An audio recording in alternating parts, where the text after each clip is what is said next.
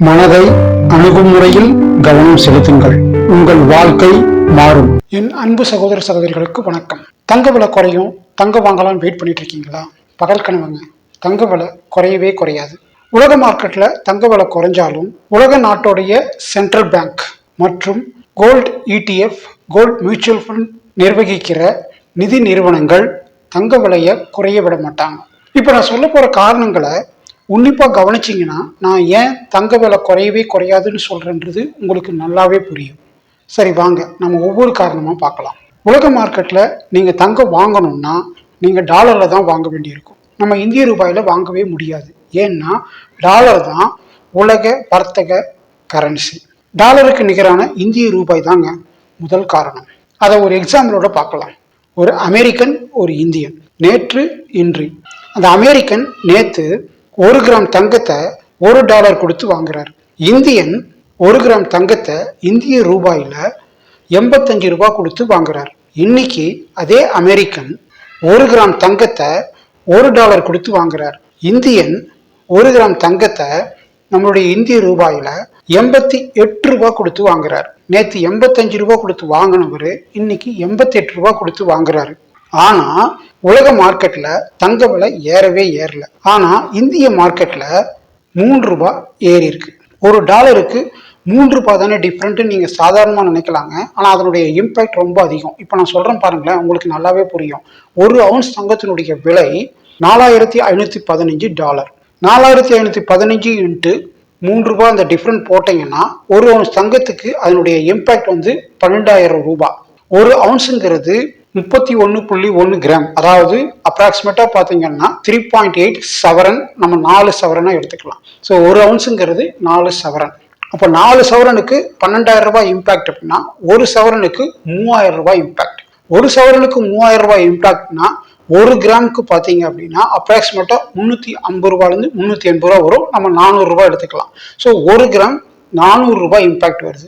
$1 3 ரூபாய் இம்பாக்ட் தான். ஆனா அதே 1 கிராம் நீங்க வாங்க போது அதனுடைய இம்பாக்ட் பாத்தீங்க அப்படின்னா 400 ரூபாய் இம்பாக்ட். இதனாலதான் இந்தியாவில் பாத்தீங்கன்னா டெய்லி தங்கத்தின் விலையை மாற்றி அமைக்கிறாங்க. உலக மார்க்கெட்ல பாத்தீங்கன்னா தங்க விலை ஏறவே ஏறல. ஆனா டாலருக்கு நிகரான இந்திய ரூபாயினுடைய மதிப்பு மாறுபாட்டால இந்தியாவில் பாத்தீங்கன்னா தங்கத்தின் விலை ஏறுது. அதுவே உலக மார்க்கெட்ல தங்க விலை ஏறுச்சுன்னா அதனுடைய இம்பாக்டும் பாத்தீங்க அப்படின்னா தங்கத்தின் விலையில ரிஃப்ளெக்ட் பண்ணும். தங்கத்தினுடைய விலை கூடுமே தவிர குறையவே குறையாது. யுஎஸ்ஏக்கும் நமக்கும் என்ன நடந்துட்டு இருக்குன்னு உங்க எல்லாருக்குமே தெரியும். டாலருக்கு நிகரான இந்திய ரூபாயின் மதிப்பு ஸ்டடி அண்ட் ஸ்டேபிள் ஆகிறதுக்கு சான்ஸே இல்லை. அப்படி இருக்கிற பட்சத்துல தங்க விலை குறையவே குறையாது. இப்போ 2வது காரணம் என்னன்னு பார்க்கலாம். Demand versus supply. எந்த ஒரு பொருளுக்கு டிமாண்ட் இருக்கு, சப்ளை கம்மியா இருக்குன்னா அந்த பொருளுடைய விலை கூடும். தங்கன்றது நமக்கு இயற்கையா கிடைக்குது, செயற்கையா இது வரைக்கும் உருவாக்கப்படலை. உலகத்துல கிடைக்கிற 100% தங்கத்துல கிட்டத்தட்ட 70% தங்கத்தை நம்ம வெட்டி எடுத்துட்டோம். இன்னும் மீதி இருக்கிறது ஒரு 30% தங்கம் தான். அதையும் கூடிய சீக்கிரம் நம்ம வெட்டி எடுத்துட்டோம்னா டிமாண்ட் இருக்கும், ஆனா சப்ளை இருக்கவே இருக்காது. 1 கிராம் தங்கம் வச்சிருக்கணும் லட்சாதிபதியா கூட மாறுறதுக்கு சான்ஸ் இருக்கு. அடுத்த காரணம் என்னன்னு பார்க்கலாம். உலக மார்க்கெட்ல தங்கத்தை டாலர் மூலம் தான் வாங்க முடியும். டாலரை அச்சடிக்கிறது அமெரிக்கா. அமெரிக்காவோட பொருளாதாரம் நல்லா இருந்தாதான் டாலருக்கு வேல்யூ இருக்கும். அமெரிக்க அதிபர் ட்ரம்ப் இந்தியாவை ஏன் வெச்சு செய்யறாருன்னு ஒரு வீடியோ போட்டிருக்காங்க. அதுல அமெரிக்காவோட பொருளாதாரத்தை பத்தி டீட்டெயிலா எக்ஸ்பிளைன் பண்ணியிருக்கேன். பார்க்காதவங்க போய் பாருங்க. அமெரிக்க பொருளாதாரம் $35 ட்ரில்லியன். ஆனா அமெரிக்காவோட கடன் $37 ட்ரில்லியன். எப்பனாலும் அமெரிக்க பொருளாதாரம் வீழ்ச்சி அடையலாம். அந்நிய செலாவணி கையிருப்பு நீங்க கேள்விப்பட்டிருப்பீங்க. நாம எப்படி பேங்க்ல அமௌண்ட்டை போட்டு வச்சிருக்கோமோ அதே மாதிரி ஒவ்வொரு நாட்டோடைய சென்ட்ரல் பேங்க்கும் டாலரை கையிருப்புல வச்சிருப்பாங்க. எதுக்குன்னு கேட்டீங்க அப்படின்னா ஒரு நாடு எக்ஸ்போர்ட் அண்ட் இம்போர்ட் பண்ணணும்னா டாலர்ல தான் பண்ண முடியும். அதுக்காக ஒவ்வொரு நாடும் அவங்களுக்கு தேவைக்கு ஏற்ப மாதிரி டாலரை ரிசர்வ்ல வச்சிருப்பாங்க. அமெரிக்க பொருளாதாரம் வீழ்ச்சி அடைஞ்சா டாலருக்கு வேல்யூ இல்லாம போயிடும். டாலருக்கு வேல்யூ இல்லாம போச்சுன்னா எவ்வளவு கோடிக்கணக்கான டாலரை அவங்க வச்சிருந்தாலும் ரிசர்வ்ல வச்சிருந்தாலும் அதுக்கு வேல்யூவே இல்லாம போயிடும். டாலருக்கு அடுத்து உலக நாடுகள் அனைத்தும் ஏற்றுக்கொள்கிற ஒரே நாணயம் தங்கம். அதனாலதான் உலக அரசாங்கங்களுடைய சென்ட்ரல் பேங்க் எல்லாமே தனக்கு தேவைக்கு போக மீதி இருக்கிற டாலர் எல்லாத்தையும் எப்பெல்லாம் தங்க விலை குறையுதோ அப்ப எல்லாம் உலக நாடுகளுடைய சென்ட்ரல் பேங்க் தங்கத்தை வாங்கி அவங்களுடைய கஜானால சேர்த்துக்கிறாங்க. ஒரு எக்ஸாம்பிளுக்கு சைனா, இந்தியா எடுத்துக்கலாம். 2023 சைனா 225 டன் வாங்கியிருக்காங்க. இந்தியா 35 டன் வாங்கியிருக்காங்க.